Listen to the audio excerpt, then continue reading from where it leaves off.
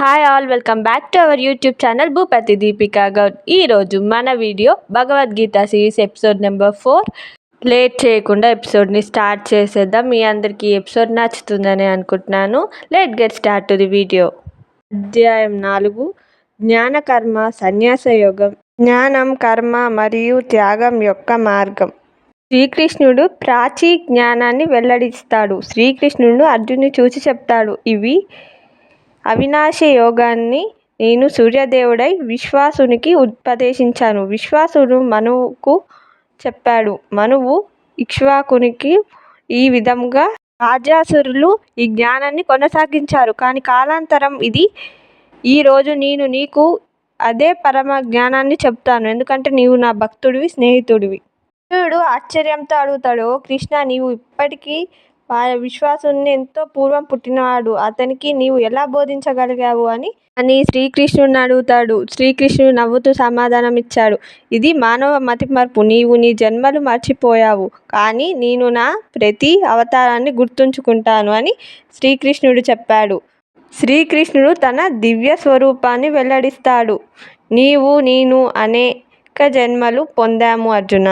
నీవు గుర్తుంచుకోలేవు, కానీ నేను గుర్తుంచుకుంటాను. నేను అజ్ఞాతమైన శాశ్వతుడిని అయినప్పటికీ ప్రపంచానికి సంక్షేమం కోసం ప్రతి యుగంలో అవతారాన్ని గ్రహిస్తాను.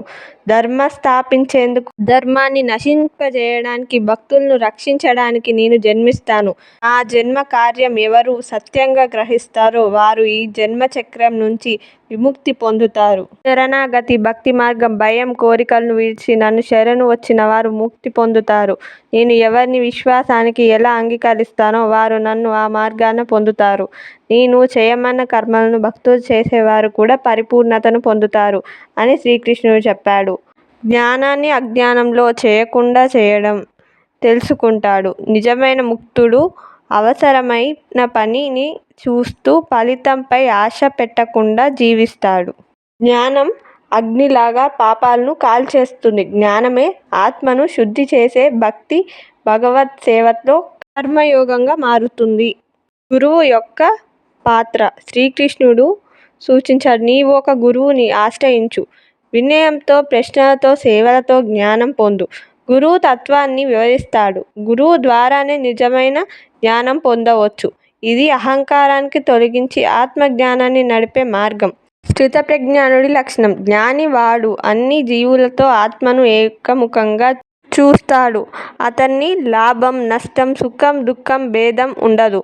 అతను కర్మ పాల్గొనంగా కూడా బంధించాడు. ఇలాంటి స్థితప్రజ్ఞుడే నిజమైన యోగి. ఆత్మ విశ్వాసంతో కర్మ మార్గం ఎంచుకో. అనాస్తికుడు విశ్వాసంతో కూడినవాడు మోక్షాన్ని పొందనివాడు అని శ్రీకృష్ణుడు స్పష్టంగా చెప్పాడు.